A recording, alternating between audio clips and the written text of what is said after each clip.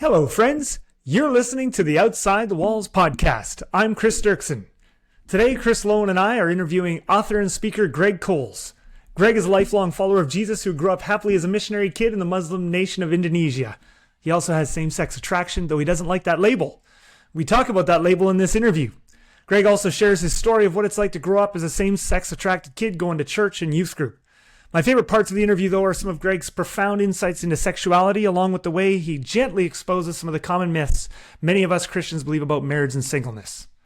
Oh, and just so some of you don't have to be scared, I should say that Greg lives a celibate life and believes that the Bible teaches that sex should be reserved for marriage between a man and a woman. He's one of the happiest, smartest people you could ever talk to. I hope you enjoy this conversation as much as Chris and I did. Hey, Greg, thanks so much for joining us here today. Why don't you tell us a little bit about yourself, who you are, some of the books you've written, and what you do? Yeah, well, it's a joy to be joining you, so thanks so much for having me. I am primarily a writer and editor. I spent part of my time working with an organization called the Center for Faith, Sexuality, and Gender, which seeks to help churches and Christian communities have better conversation around sexuality and gender identity. I am also the author of a couple books, two of which are memoir-ish in nature, dealing to various degrees with questions around sexuality, with my experience growing up in Indonesia. And then my most recent book actually is a science fiction novel called The Limits of My World, which is a bit of a, think of it as like a fan fiction inspired by the Tower of Babel narrative, exploring the power of language to shape the thoughts that people are capable of thinking. So, Just write this down. Oh, it's called The Limits of My World. Oh, very cool. Okay, so maybe just so you grew up in Indonesia. So were you like a missionary kid? Like Yes. Oh, you were. Okay. Yeah. So Very cool. So we moved to Indonesia when I was 3, and then I moved back to the States for college when I was 18.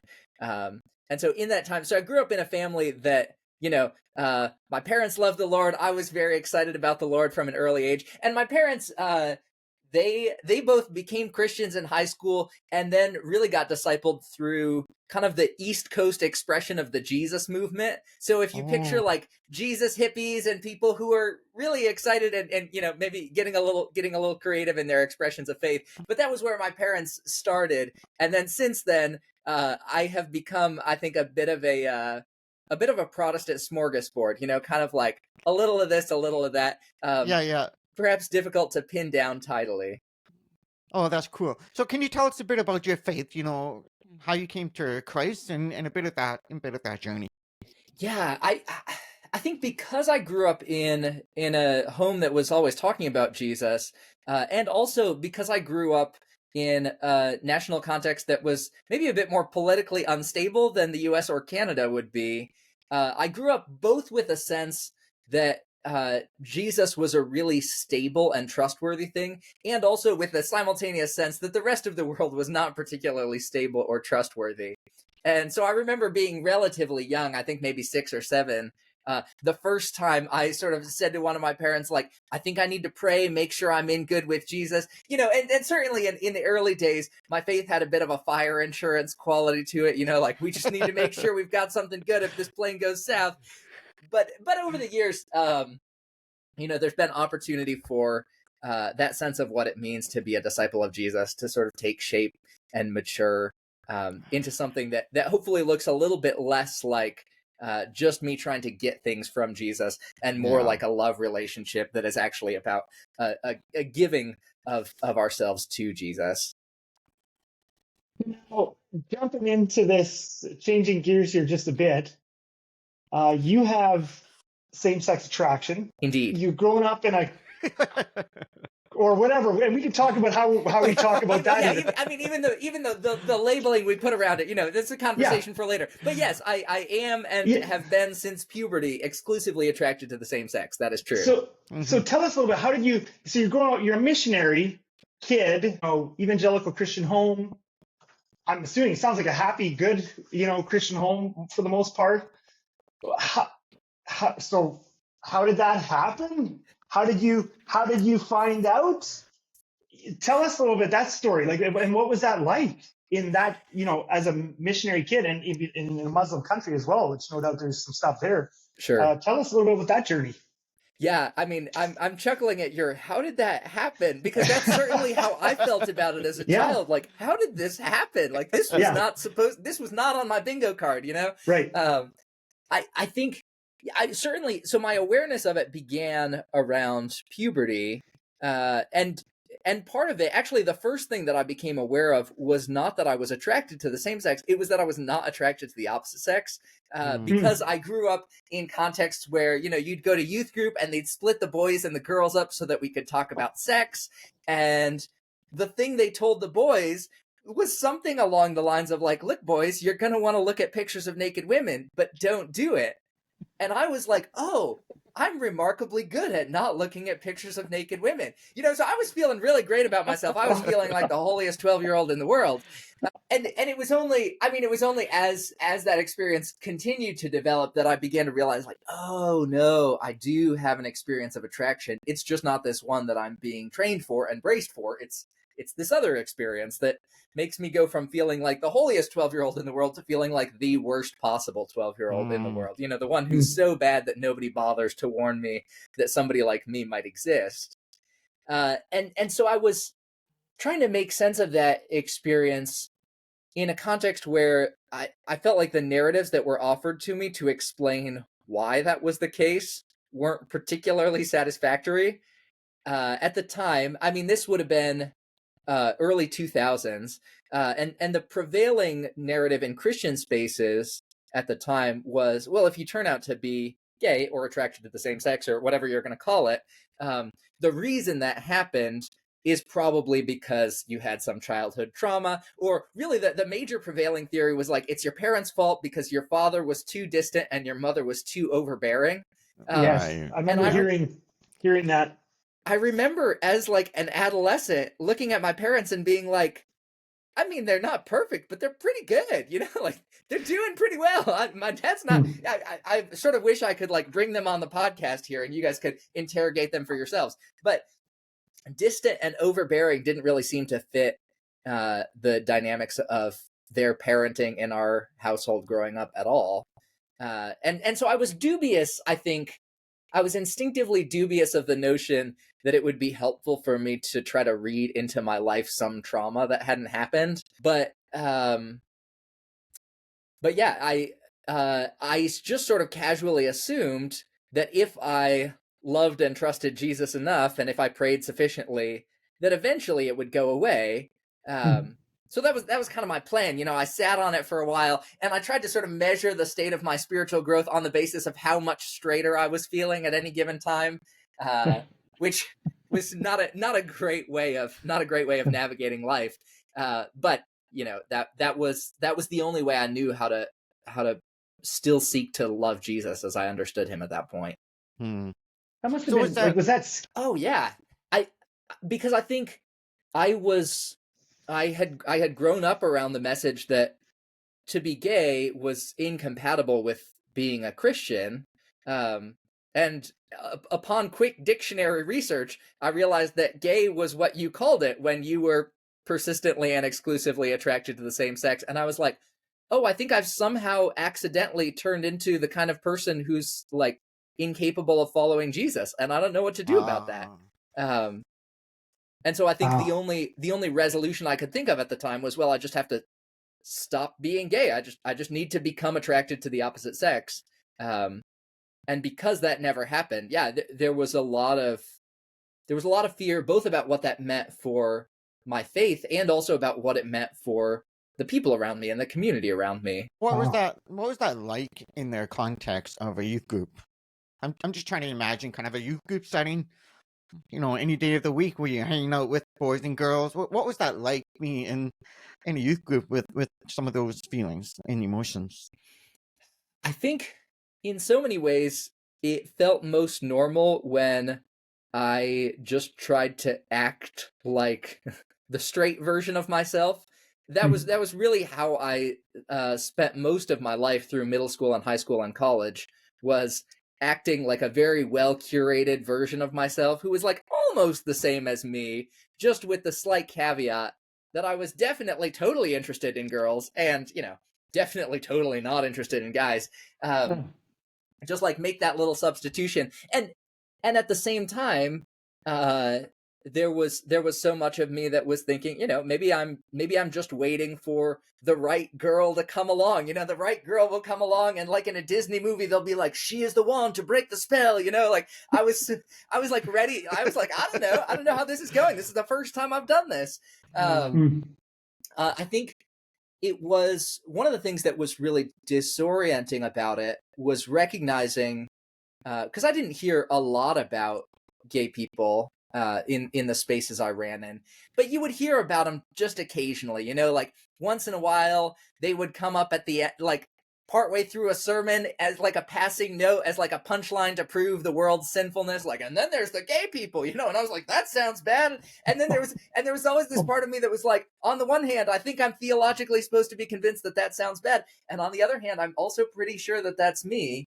And so I think I just lived in the tension of those two things, hoping that eventually I would become straight enough that I could, that I could tell the story of my attraction only in retrospect, that I could tell people about who I used to be before God saved me, as opposed to saying anything about the person that I actually was.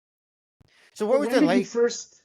When did you first start talking? Like, who did you first tell, or at what point? Because I mean, what you're saying here, for many, many years, up until, it sounds like, into your young adult years, you were kind of, pretending in a sense when you were with the guys that you were interested in girls just like they were.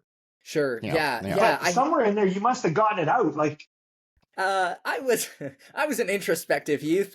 I had exactly one conversation, I think, with one of my brothers when I don't think I could have been more than like 7th or 8th grade at that point. So he would have been in high school. And I hadn't intended to have the conversation. It just sort of, he asked me some honest question about something, and I couldn't think of a lie quickly enough. And so I was just like, I think I'm gay. And he was like, oh, I mean, he didn't really know what to say, which is fair, because I didn't know what to say either. Like, it wasn't particularly fair of me to drop my largest secret onto him and then expect whatever he said to be like the gospel truth. Yeah. But I think after that conversation, I remember leaving that conversation being like, oh, I'm just going to not talk about this more. And let's hope it goes away. I think the following week he might have been like, how's it going with, like, that? And I think I was like, I think it's getting a little better. Like, you're like, yeah, it's getting a little better. I'm feeling pretty good about it, actually. Yeah. And then we just, we never talked about it again. Not for a while. Now we talk about it, and he's great. But after that, it was about a decade before I talked to somebody again. It wasn't until after I finished college that I had my next conversations about it. So what about your parents? How were your parents in that whole situation, or that part of your journey? Yeah, I mean, they were there being great parents, but assuming that I was straight. Really? Yeah, I didn't come out to my parents until I was 25. And again, I just want to reiterate here, I had great parents. They're fantastic. Again, because I think for some Christians, you mentioned those narratives before. I know, certainly, I remember being a teenager and a young adult, and you hear talks by, reputable Christian ministries. I won't name anything right now, but sure, you hear these talks by these big Christian ministries, and they talk about how, well, people are gay, because like you said, the father's absent or they got abused, but I mean, you had wonderful parents. You had so what did your parents say? Yeah, I mean, I think there were a couple reasons that I waited so long to tell my parents, and one of them was that I didn't want them to feel some sense of like responsibility or even guilt in the ways that I felt like the messages floating in the world around us would have tried to make them feel. And that seemed sort of unfair to me. I was like, I'm pretty sure it's not their fault, so I don't want them to feel bad about it. Like, I already feel bad about it. But I think I also, I know so many people who, like, it's been really helpful to have their parents along the journey of discernment with them, and I think it's wonderful when that works out. But I think in this case, I really felt like I needed to know what I was telling them or what I was asking of them before Right. I came out to them. And so I waited until I knew I waited until I had a pretty developed sense of, like, here's what I think about this theologically, here's my vision for what my future could look like. Here are my hopes for I remember my mom asking me in that first conversation we had. She said at one point, like, would you like me to pray that this goes away, that you would become straight? And I told her, you're welcome to pray for whatever you want. Like, you and Jesus, do you and Jesus. But I was like, Yeah. I used to be praying that, and I'm not anymore. And let me tell you about what I'm praying for instead. And let me tell you why that's what I'm praying for now. And she was like, oh, yeah, that makes sense. That checks out. I'll join you in that prayer. Yeah. So it was really, I mean, it was a beautiful conversation in so many ways. But I think it was unique. It was very unlike the conversations a lot of people have with their parents, Hmm. because I was coming with so much more sense of, like, here are my theological convictions, here are sort of my hopes and plans and dreams for the future, Yeah. in ways that I think a lot of folks, when they first talk with their parents, a lot of that is still much more information. Well, Can that's you so fill in beautiful. for us Yeah. that conversation with your mom? Like, so give our listeners, what is that theology, your hopes and dreams, how you view this thing? Yeah. Yeah, yeah. Well, so as I was wrestling with the question of, like, is God going to make me straight? Like, I'm pretty sure that's what he's supposed to do.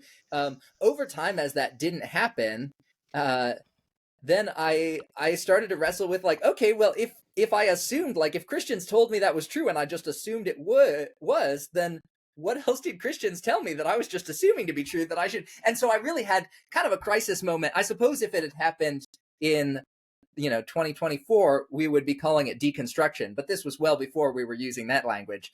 Yeah. And I just kind of said, I need to kind of start from ground zero, and sort of build the whole thing back up from scratch. And so really trying to deeply interrogate, like, what parts of what I've been told scripture says does it actually say? Um, and so in that, I found myself still as convinced as I had always been that the design for marriage between for followers of Jesus was between male and female, um, uh, and not between all men and all women. Like, certainly, like, there are other restrictions put around marriage as well. That's not the only one, Yeah. but that was part of the design for Christian marriage. Was that it be between male and female, and that sexual activity belonged exclusively within that marriage context. Uh, but I also found that the supposed promise that I had thought was in scripture, that I would never be attracted to the same sex and would only become attracted to the opposite sex, I found that wasn't promised in there either, that there was no promise that I would be straight or get married or have sex. Hmm. And so I reached the conclusion that if I didn't find myself drawn by the Spirit into marriage with a woman, then that meant that I was called to be single and celibate. And Wow. so when I was having that conversation with my parents, then I remember sort of explaining that and saying, at that point, I had already kind of hinted to them, like, I think I might be single for a long time, maybe forever. And they were like, well, that's, you might meet somebody, and I was like, I really don't know if I will, but so in this conversation, I was like, how I told you I want to be single, that's still the case. Let me give a little bit more context for why that's the case. And then I remember when my mom asked that question about, like, do you want me to pray for you that you develop an attraction to women? I said, well, I have prayed that, and that doesn't seem to be the way that God is working. Like, again, God's allowed to do whatever he wants. We see in Scripture Jesus doing all kinds of remarkable and unusual things, and yet those things are not the things that we typically expect him to do in everybody's life. And so it seemed to me that the more fruitful prayer for me to pray was not that I would become straight, because really the only thing that becoming straight would help me with was it would make it easier for me to get married. And the only reason getting married would improve my life is if marriage was fundamentally better than singleness. Interesting. And I don't think that's what Scripture teaches. So I said, what I'm praying for at this point is actually that I would find tremendous joy and beauty, and even that I would find provision of family within the path of singleness. That there would be beauty in that actually outstrips anything that I could have had in the context of a marriage. And so that's what my mother has prayed for me ever since, for which I am deeply grateful. Beautiful. You know, this is a podcast with you as the guest, but I can relate and to what you just said, because I am someone who was born severely to profoundly deaf, and I received the cochlear implant, and it has helped me tremendously. And over the years, I've often been at a place where it's like, I wish I could be healed. I wish I could be rescued from my disability. And I've arrived at the same kind of acceptance of that reality and learning to have joy in that reality. So thank you for sharing that. I really appreciate that. Yeah, and I appreciate you sharing too. It's an interesting resonance between the stories. Yeah. I'll add too, one thing that I think is particularly interesting when it comes to conversation about sexuality is so often we talk about attraction to the same sex and attraction to the opposite sex as if the experience of heterosexuality that we now know after the fall of humankind is like the good and proper thing that God intended for human sexuality. When the reality is, at least, I mean, I have no experience being a straight man, but what I hear from some of my straight male friends is that they don't always only experience sexual attraction for the one person that they're married to. And so there's a lot of saying no that exists within that experience of sexuality. And in fact, interestingly, there's a particular kind of sexual temptation that I have never suffered, which is the temptation to lust after a woman that I'm not married to. Like, it is the easiest thing in the world for me to think of women as my dearly loved sisters in the Lord. And so it's interesting to me that sometimes I think we can fall into this mentality of thinking, oh, I wish somebody else could be healed. But what we mean when we say healed is, I wish the ways that they experienced temptation or the kinds of things they struggled with were similar to what I experience. Yeah, that's a great point. That's a great point. Yeah, I'm actually thinking that you change it. I'm praying for you. Maybe God will answer that. Don't do that to me. Like, I love not experiencing heterosexual lust. Don't put that upon me. Oh, that's great. You know, this is a great segue into kind of, we wanted to ask you, what are what do you find are the biggest 3 or 4 myths that you think many evangelical Christians believe about same-sex attraction in gay people? And you just kind of listed one of them. Can you give us a few more?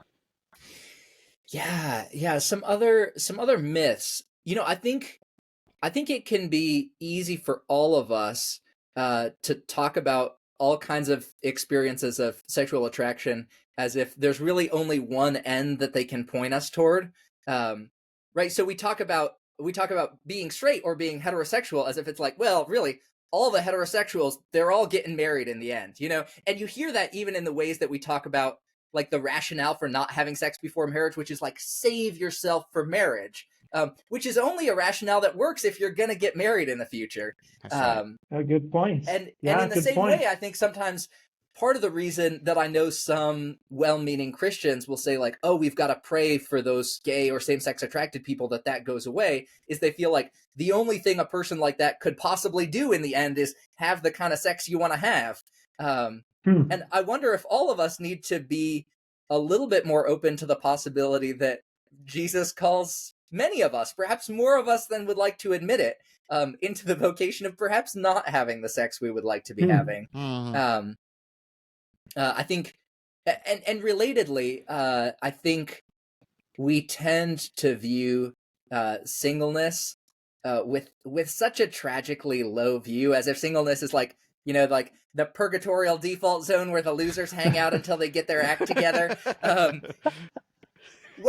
When in reality, I mean, the scriptural vision of singleness, I love the way the Apostle Paul describes in 1 Corinthians 7, where he says the single man is concerned with the things of the Lord, how to please the Lord. And then a little later, he says, so too, the single woman is concerned with the things of the Lord. She's devoted to the Lord in both body and mind. And by contrast, he says, but the married man and the married woman, they're concerned with the things of the world, how to please their spouse. And to be clear, this is not Paul saying that marriage is bad, because there's plenty of Paul in 1 Corinthians chapter 7, clarifying that marriage is a really good and beautiful vocation within which followers of Jesus can steward their sexualities. And yet, I think sometimes in our fervency to make marriage sound really good, we've communicated the tragic and unbiblical message that singleness is not good. And never mind the fact that many marriages, including many good. Sure, absolutely. Sadly, many of them are. Yeah, and the idea that the solution to the things that are difficult about a single person's life are like, well, just get married, that'll fix it. You can find plenty of married people for whom marriage has not fixed it. Exactly. And even tragically, some married people who think wistfully to themselves about, oh, remember when I was single before my life was so miserable. I remember someone telling me once years ago, he said, better to wish you were married than to wish you were single. And that's yeah. But it seems to me that if we really want to elevate either marriage or singleness, we need to elevate them both. Because as long as we only elevate one, like as long as we say, okay, marriage is good, everybody should get married unless you're a total loser, then what happens is we end up funneling people into marriage who perhaps shouldn't be getting married, who perhaps are not being called by God into marriage. And so, unfortunately, we devalue the vocation of marriage because we make it sound like it's what everybody is called into. And it seems to me, if we were to elevate singleness, then in the process we can also elevate the distinctive beauties of the calling to marriage. Yeah. Wow, so as I listen to you, I'm hearing a person who, and of course it's just an interview, and we don't know each other super well, but I'm hearing a very joyful person, which probably that's partly your personality, but probably it sounds like you must have a lot of relationships in your life. Like, how have you, as a single person? Because I think sometimes in the church we think single means lonely. Sure. And I think maybe a lot of single people in the church, maybe I don't want to speak for all of them, but maybe some of them think that it's a lonely life. How have you navigated that? Like, how have That's you a great question. built a community? So for me, finding family has been such a significant part of the experience of a good and beautiful life with Jesus. And I don't just think it's a me thing. I think it's something that Scripture intends for all of us. I love, one of my favorite passages in Scripture is it's so good that it's in all three of the synoptic gospels, in Matthew 19 and Mark 10 and Luke 18, right? The moment where Peter has said to Jesus, we left everything to follow you. And Jesus says, truly I tell you, no one who has left home or fathers or mothers or sisters or brothers or wives or children or fields for my sake in the gospel will fail to receive 100 times as much in this life. There's a promise there that those of us who, for various reasons, find ourselves missing what feel like society's most obvious pathways into family and belonging and flourishing, that Jesus, in fact, intends to provide those things for us. And And I don't think what he's promising is just a sense of like warm fuzzies and happiness from nowhere. It seems to me that he's promising us to each other. Like he's promising that we in the body of Christ will be family to one another. Um, and I have seen that to be really beautifully true in my own life. I think, and I'll say too, like thinking of married folks, like we were talking earlier about how sometimes some of the promotional messaging around marriage, some of the advertising has been false advertising, in the sense that if the advertising given to marriage is, this will solve your loneliness problem. Right. I know a lot of married people who are deeply lonely. Exactly. Um, Yeah. and yet, you know, marriage and nuclear family do still, in the 21st century West, play such a large role in what people think of as their primary locus of community. Yeah. And so for me, it's been a really important sort of twofold task of engaging with others in such a way that I say, what does it look like for me to treat this person as family, because that's what I am called to. And then to be able to communicate my own need and say, hey, as a person who is single and expects to be that way for a really long time until death do us part, I don't want to live my life without the experience of being in family. And I think there are a tremendous number of Jesus-loving people who are really eager to have a deeper experience of family that exists outside of just the nuclear family. But I think seeking that out requires actually being intentional, not just expecting that it will happen to us by accident, but really leaning into the opportunity to have relationship that is deep and messy, and not always carefully curated, that moves beyond hospitality and into family. Yeah. Like, can you get even more specific for us? Like, what does that? Because I think this will speak to many single people in our church. Not to mention, maybe some gay people who are listening. So we'll touch on that yet. But like, you know, do you have roommates, or what are we like? Sorry to be crass, but like, just do you have family dinners every Thursday night and your friends come over, or like what does that look like? How do you be intentional? Yeah.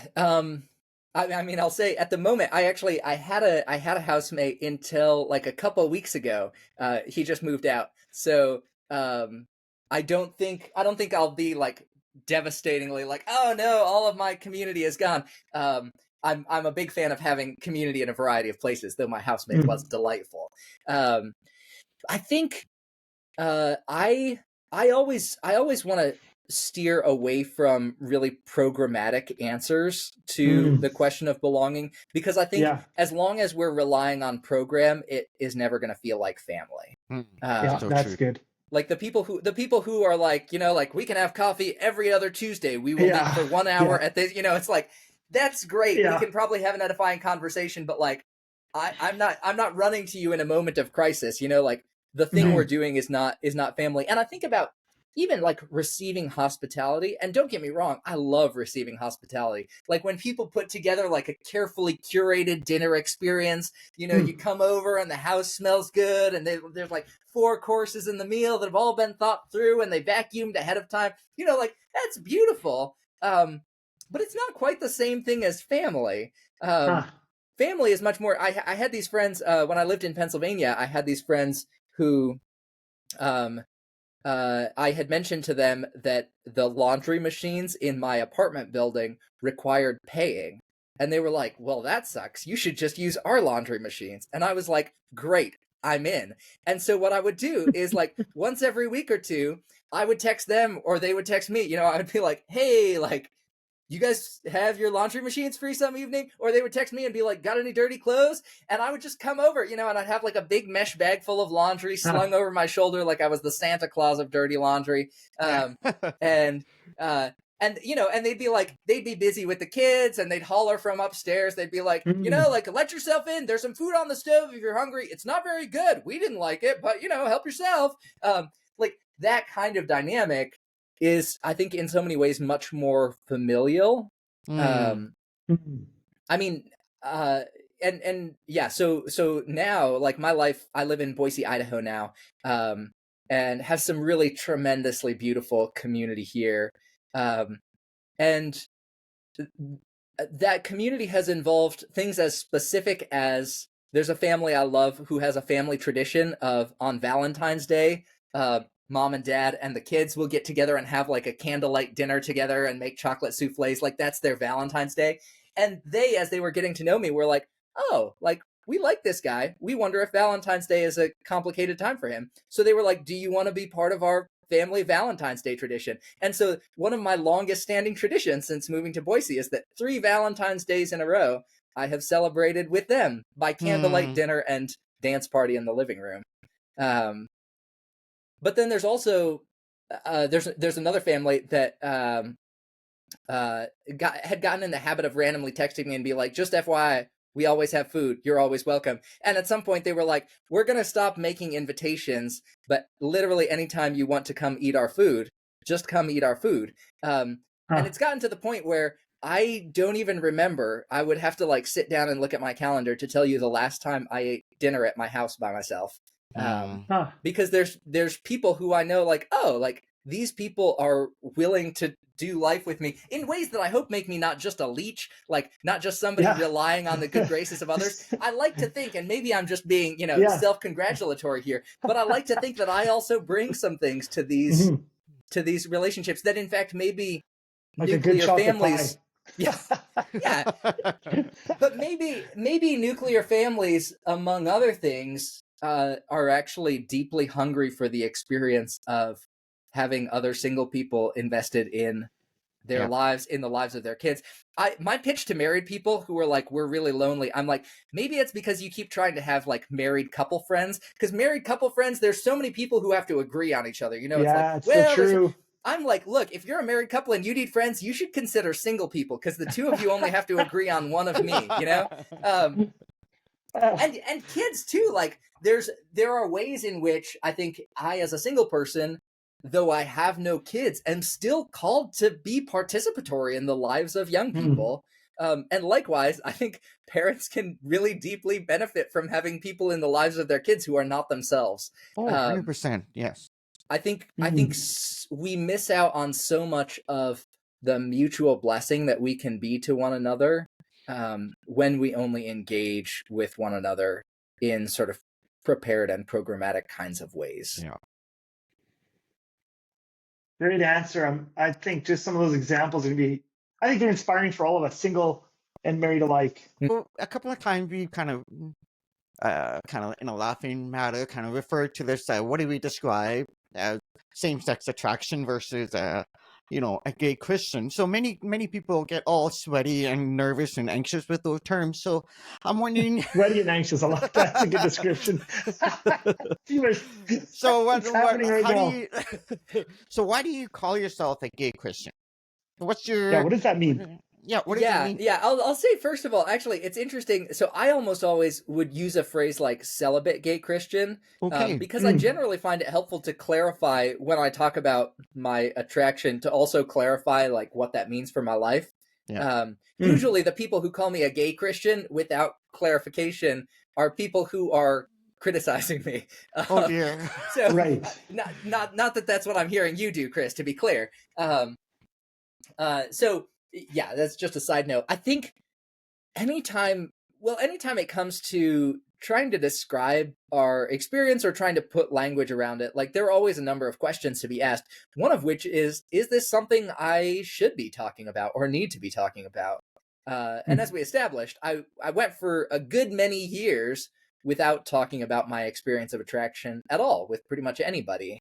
And yet, I think among the reasons I ultimately decided that it was better to say something about it than to remain silent was that I found that silence was not helping me be more like Jesus.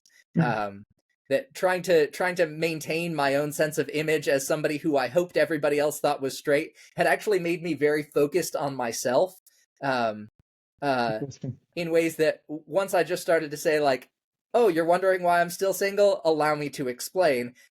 Once I had that freedom, I became much less paranoid about who would find out. And being less paranoid made it a lot easier to just seek to love people like Jesus. But once we're in a place of saying, okay, I think I need some kind of language to describe this, we have kind of a limited set of linguistic options available to us, right? Anytime you want to talk about something, you can't just make up a new word and be like, I've invented a word that is perfect and has no baggage, because nobody else knows your new word. You're always stuck with the language that exists in the world around you. And when we're talking about attraction to the same sex, really kind of the two primary terms that get thrown around are same-sex attracted and gay. I mean, you also have things like queer, but that separate ball of wax. We needn't get into it right now. But among those two basic terms, the reality is both of them have some clarifying power, and both of them come with some baggage. So certainly, when I use a word like gay, especially if it shows up apart from a word like celibate, then people will have questions about, oh, well, does that mean you are in or hope to be in the future a same-sex sexual relationship? Which is a clarifying conversation I'm happy to have. But also, there's nothing inherent about the word gay that says that. We tend to assume that everybody, straight and gay and everything else, we tend to assume that everybody is going to ultimately end up in the kind of sexual relationship that they want to be having, as we established earlier. Good point. So if I say I'm straight, obviously I must be having sex. Right, or else I'm planning on it in the future. That's great, Like very few people are going around being like, I'm straight, and that's why I've chosen to pursue lifelong celibacy. Like, it's just not a very common thing. So there's some potential misunderstanding, some potential for concern with the word gay.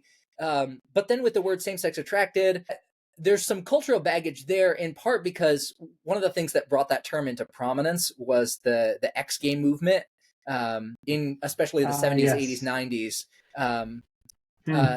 And the rationale prior to the ex-gay movement, nobody really cared particularly much about what language was being used to describe attraction to the same sex. So you have, folks like C.S. Lewis describing, Lewis wrote a letter in which he described a pious male homosexual, by which he seemed to mean basically what we would call a celibate gay Christian. And for him, the word homosexual was not a particular concern. He was just like, I'm just talking about the person's sexual attraction. But the ex-gay movement decided that in order to help people shift away from attraction to the same sex, they needed to get them to shift away from words like homosexual or gay. And so they would encourage people to do things like look at themselves in the mirror and say, I am God's heterosexual son, or I am God's heterosexual daughter, to kind of name and claim the thing that Jesus would do to change them and heal them. And especially over the years of the ex-gay movement, as it became increasingly clear that people's attractions were not changing, what happened was the ex-gay movement increasingly placed emphasis on shift in language. Because as long as somebody who used to call themselves gay could come into the movement and be trained to not call themselves gay anymore, they could be claimed as ex-gay, and therefore they were a success story. Look at these people who used to be gay. And we should just mention right here, the ex-gay movement was a spectacular failure. Indeed, yes. Spectacular failure.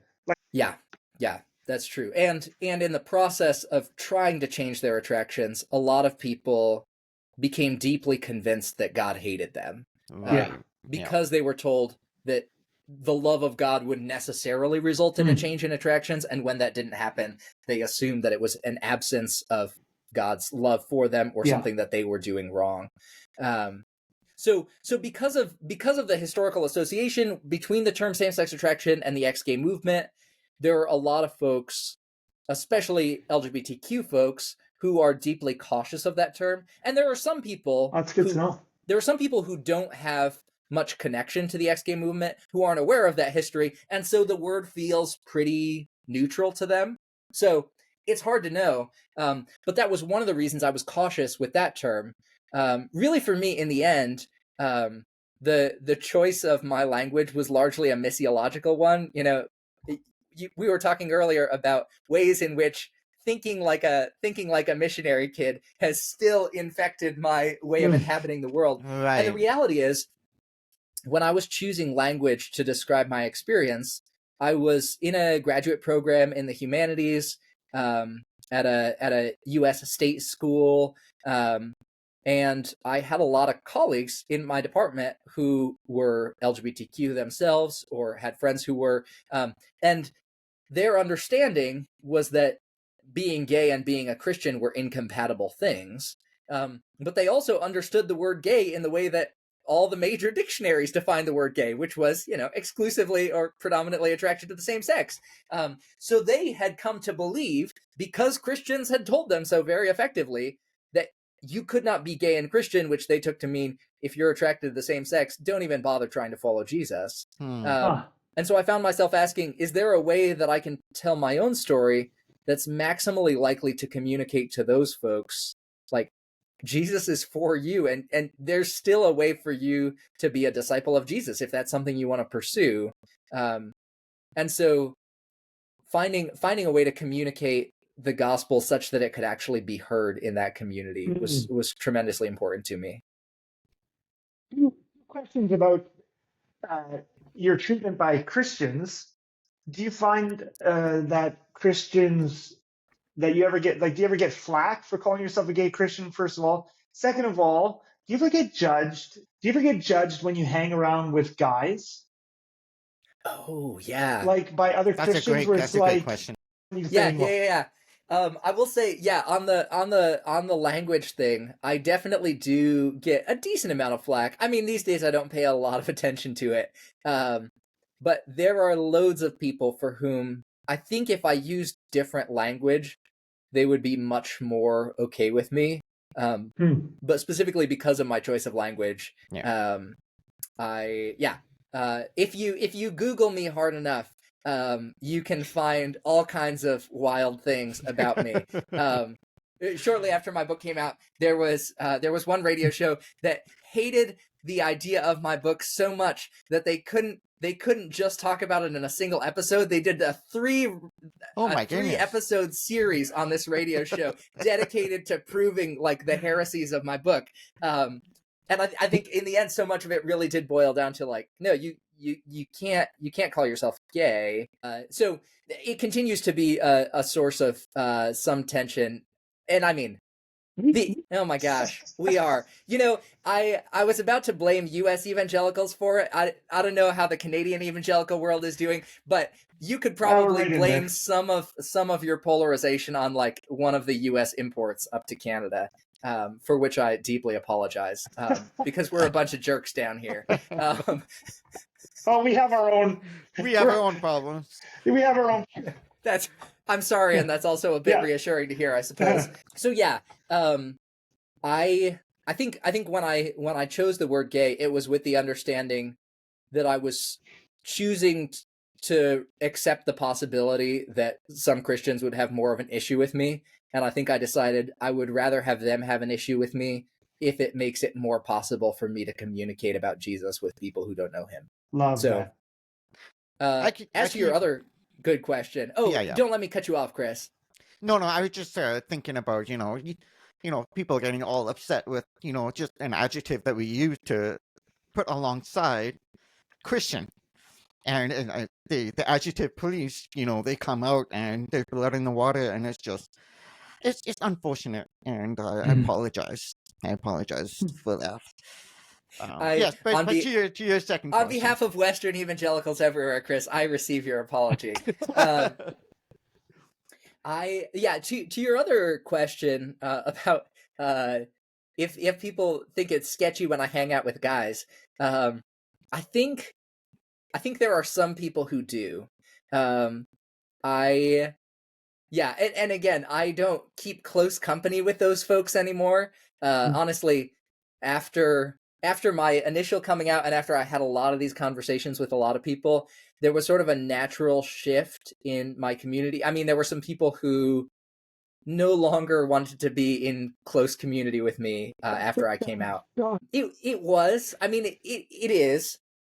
And also, I think one of the graces of it in the long run has been the people who are probably most likely to like see me hanging out with another male person and be like, oh my gosh, are the two of you having sex? Like those people those people just aren't in my life anymore. For the most part, they have Yeah. opted out of being in my life. Mhm.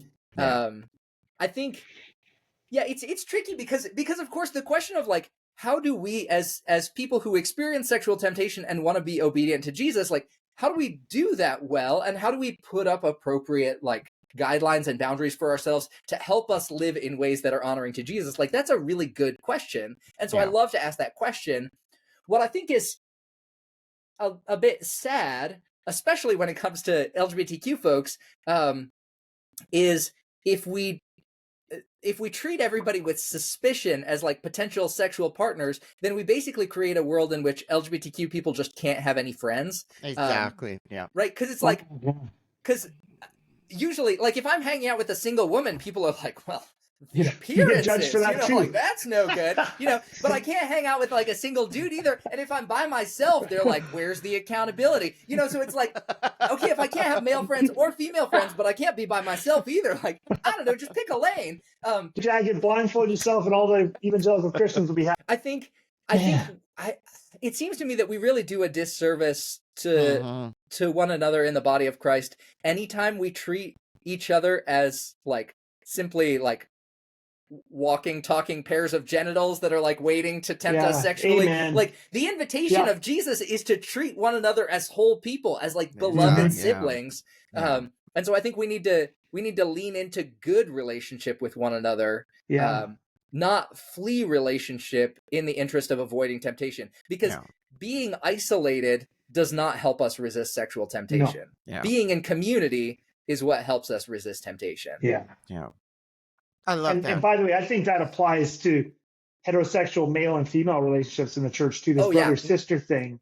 Amen. Yes. We're just all avoiding each other. Can't get into an elevator together. Can't run into each other alone. Like, can't, Well, the Billy Graham rule, Yeah. Let's not use his name in vain, though. You know what? There's actually a lot of parallels. Like sometimes we think about the way we as evangelicals can treat each other. Sometimes even the word evangelical as an adjective, we start to think of other ways to describe ourselves as Christians. So I very much relate with what you just said there. Yeah. But I think this is we're running out of time here. But I think it would be really good for you, Greg, if you can tell us how, maybe just in kind of a closing couple of minutes here, how can we do better at ministering to gay people in our church communities? Being safer, exactly. Yeah. I think I'll offer a couple things that come to mind in no particular order. One, I think, is to simply recognize that LGBTQ and same-sex attracted folks are already in our church communities, and to talk about it as if that's the case. I mean, statistically speaking, if you've got more than 30 people in your church community, or if they're Gen Z and you've got more than 5, you've got people who are going to be identify as LGBTQ or be attracted to the same sex. Like, those people exist. They are among us. And often when I talk to people in church communities who are like, how do we go out and, like, we need to reach those people out there. I'm like, the fact that you think you have none of them already among you suggests to me that maybe they don't feel like this is a place where they can have that conversation. And so I think even just being able to name within our own communities, like, hey, we expect that folks who are LGBTQ or same-sex attracted are already here, and we're glad that they're here because they are among the people that Jesus loves. They are among the people who are invited into the journey of discipleship. I think that's a really beautiful way, both for church communities and for individuals, to just make clear to the folks in their lives who might want to share that experience. Like, if you want to talk to somebody, I'm here. I think along with that, and we've hinted a bit at this over our conversation, to not treat folks as if the thing that they need from Jesus is to become straight, as if that would that would solve your discipleship problems. If we could just, because heterosexual people have plenty of discipleship problems. And as we established earlier, like, teaching me how to lust after women will not make me more like Jesus. I think that sometimes our our temptation when we want to help somebody else follow Jesus is we want to try to like map our own lives onto them. We want to be like, in order for you to follow Jesus, your life needs to look like mine looks. And so because I'm married, I want to get you married so that your life can look like mine looks. And because I'm this way, I want you to, and because I don't struggle with those sins, I don't want you to either. But because I struggle with these ones, I'm really okay if you want to struggle with those, like so often we're trying to make people into like carbon copies of ourselves. And I think we would be far better served if we recognized, first of all, we're not the Holy Spirit. And the ways that the Spirit is at work in somebody else's life may well not be the same ways that the Spirit is at work in ours. But the invitation of mutual discipleship is to like point one another in the direction of Jesus, even as that journey may look really different in our lives. So I think that's another way that we can be a gift to one another. And I think last thing I'll say, I think it's really helpful to be curious about people's stories, and especially to be curious in a way that doesn't assume we already know what they mean. Especially if they use words that we're not familiar with or don't like particularly, right? Like if you meet somebody and they call themselves gay, like don't assume that you know what they mean by that. You can just ask, like, hey, what does that word mean to you? Like, how did you pick it? Tell me more. This is shocking advice, Greg. Shocking. I love that. Nuance. It's a real stunner. I think woke. I think as we get to know the ways people are using the words they're using, we can find a lot more opportunity to act like missionaries. We can understand their world. We can understand their words enough to be able to know what it sounds like to talk about Jesus truthfully with them. And maybe even to recognize it may be that the LGBTQ and same-sex attracted folks in your life love Jesus and follow him in deeply beautiful ways that you actually need to learn from. It may be that they need to do some missionarying to you. And maybe in having those conversations, in getting to know their stories, you'll find some of that to be true as well. That is a great ending note right there. Greg, this has been a very wonderful, beautiful, enriching 65 minutes together already. Thank you. Thank you so much. Thank you. I hope we can talk again sometime. Yes, indeed. It's been a joy, gentlemen. Thanks for having me.